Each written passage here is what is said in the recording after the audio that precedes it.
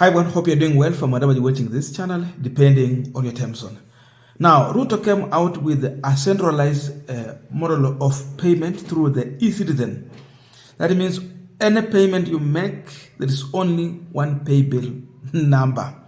Something that the majority of governors across the country from UDA and Kenya are not agreeing with. Okay, to some extent, the idea of centralized payment seems to be good, a noble idea.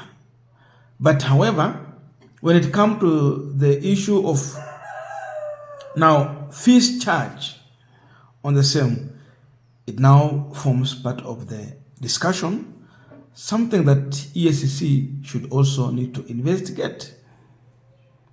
As we're speaking now, the latest news is that now the Nairobi University is ordering students to pay for the food through the e-citizen system. Now you look deeper into that, there is something now, you know, people are now trying to question here. Notice to all University of Nairobi e-citizen payment instructions for kitchens. The Kenya government has mandated that all payments to the University of Nairobi be made via the e-citizen platform. Complying with this directive, the university has established the required system to enable clients to make payments through e-citizen. To pay for service, please follow the instruction provided below. M-Pesa payment instructions.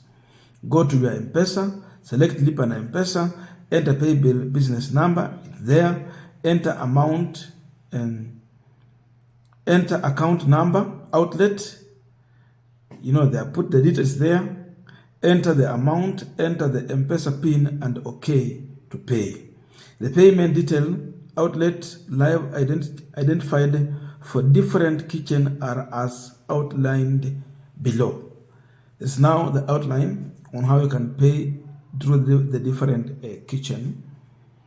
So this is instructions from the government of William Samoei Ruto, how students in Nairobi University have to pay for their food. Now, when we come to this, it is going to shock you how much one might end up spending just paying for food. If we thought things are cheap, they are becoming more expensive, and we are seeing robbery without violence. It's a highway robbery.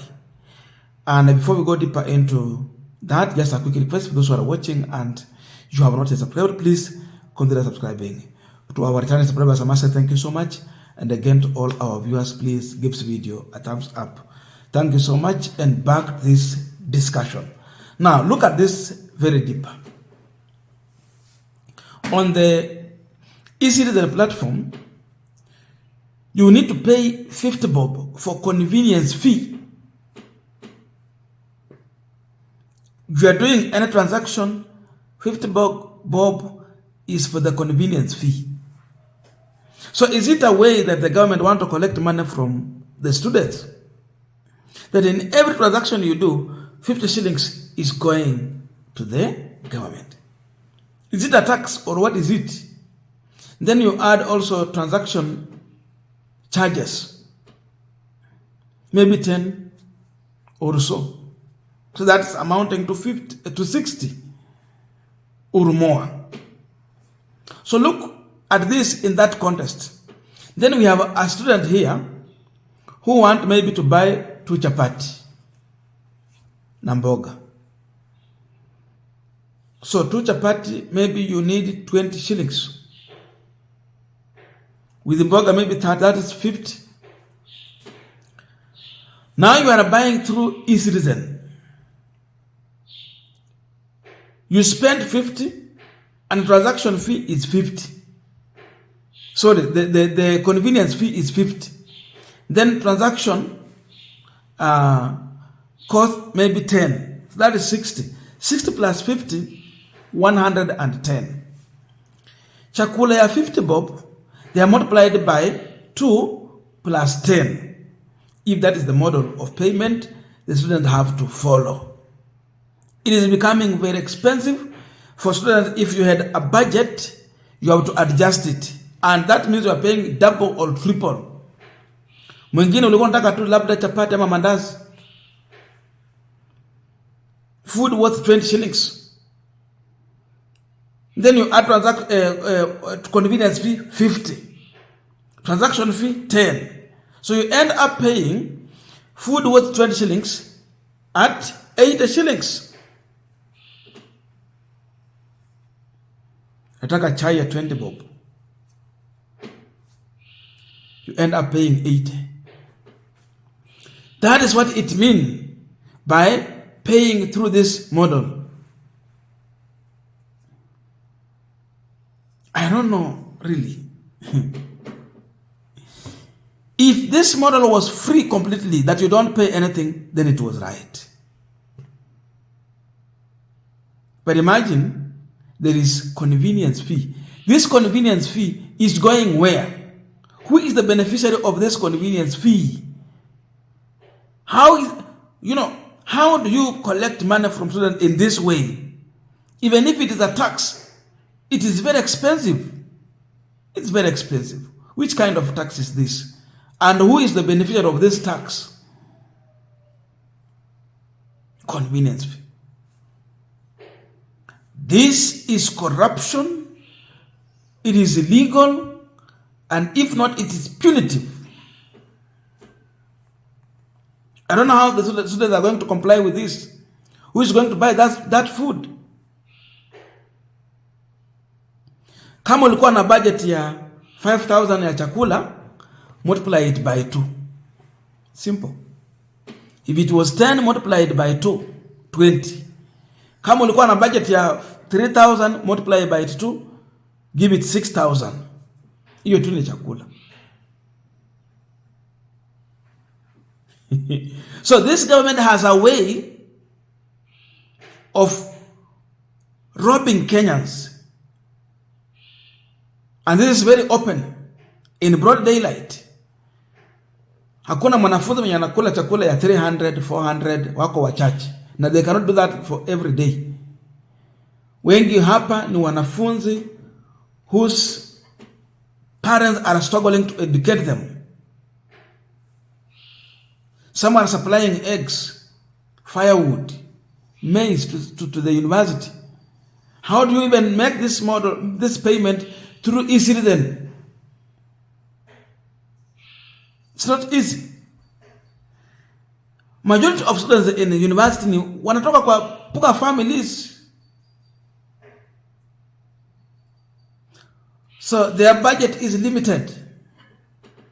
Then you bring this model and you are forcing everyone to use it. Ni nini kubwa hii yenye serikali imeona ikaleta njia kama hii ya kulipa? Why? So instead of making it beneficial to the students, it is of more harm. Wengine watakaa shuleni njaa. It's going now to encourage people to start carrying food. You are forcing students to start fasting cha lazima kwa mpanga wao ambao wenyewe hawakuwa nao. Even getting that help has become a nightmare. Some students to get ID is a problem, so they cannot access any loan. Now parents are forced to pay. Sababu huwezi weka nyumbani mtoto mwaka moja, 2, anatafuta kitambulisho ambayo unaambiwa karatasi haziko. You pay. So this is now the new norm in Nairobi University, and I know it's going to spread across the country. So it shows you that this government has a way of even collecting money from poor youth who do not earn anything. They are not salaried, they don't earn anything, but the government has a way of getting money from them. If you are going to tax non-employed Kenyans, youth who are struggling with education, really, hata hauna utu, where is the mercy? Utu uko wapi? Where is humanity in this administration? And who is advising this government to go in this direction? Hii ni kazi ya David Ndii ama ni nani?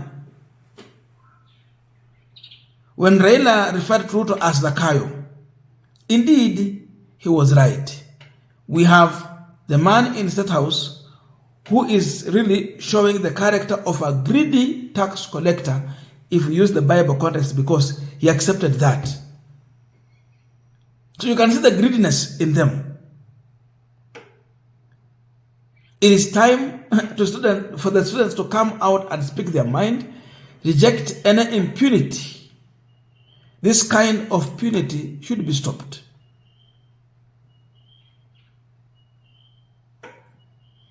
It is time for Kenyans to speak their mind. It is time to defend yourself. If you don't, then you are in for it. So this is now going to be the norm. I'm seeing governors, they are rejecting this, means they have their own reason. If it was free, totally free, then it is fair. But once you are charging convenience fee, who is the beneficiary of this convenience fee? Is going where, and how is it being used? So many questions.